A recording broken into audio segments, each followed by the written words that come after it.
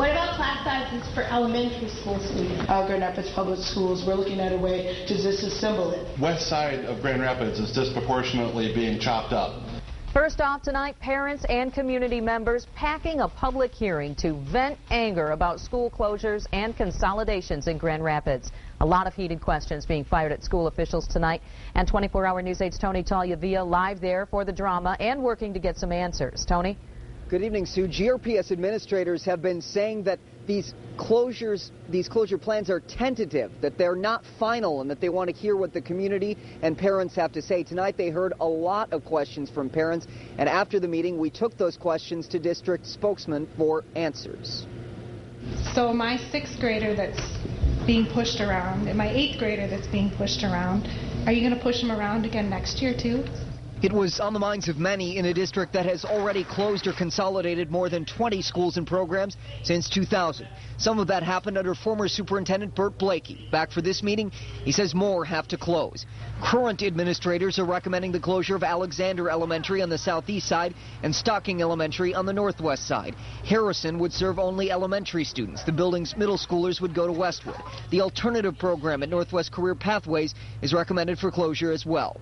Administrators expect to avoid about $1.5 million in costs just in the short term as the district faces a projected shortfall of $10 to $15 million.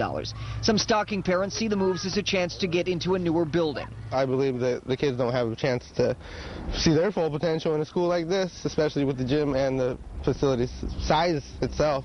But some at the meeting worry it is a larger issue. If you close a school, you're not just closing down a math and a reading class, you're closing down a neighborhood, and that would really be unfortunate. You have 2 brand new state-of-the-art facilities within a mile or less of Stocking. Stocking being in the worst condition.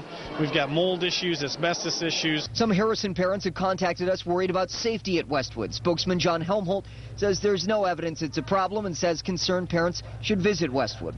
At tonight's meeting, others raise issues about how quickly the process is moved, including a Kent County commissioner. I do think that this has been done rather hastily at this point.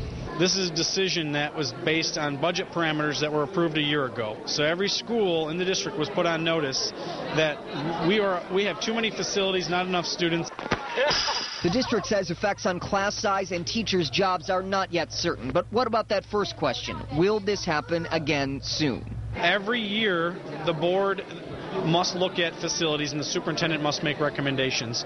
It is our hope that we would not have to come back a year, 2, 3 years from now to have to make these kind of recommendations again.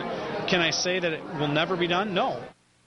Part of that uncertainty lies on the steps of the state capitol. A projected cut in state funding is expected to cost this district about $5.5 million next school year. And we'll be watching to see if any of this parent and community input changes the recommendations. Final recommendations go to the school board a week from tonight, and then 2 weeks from tonight, the board is expected to vote on closures. Live at Central High School, Tony Tagliavia, 24-Hour News 8.